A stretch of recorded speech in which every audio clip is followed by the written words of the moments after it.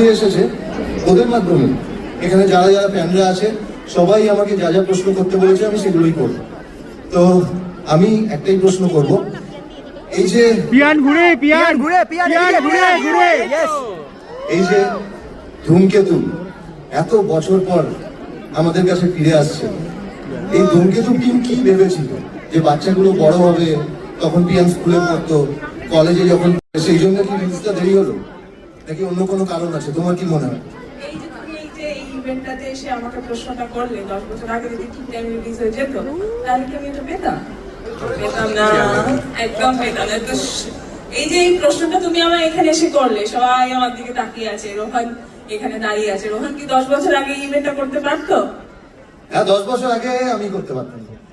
ঠিক বলেছো, সেই জন্যই করা হয়েছে। ও আচ্ছা, যাতে আমি করতে পারি এই ইভেন্টটা।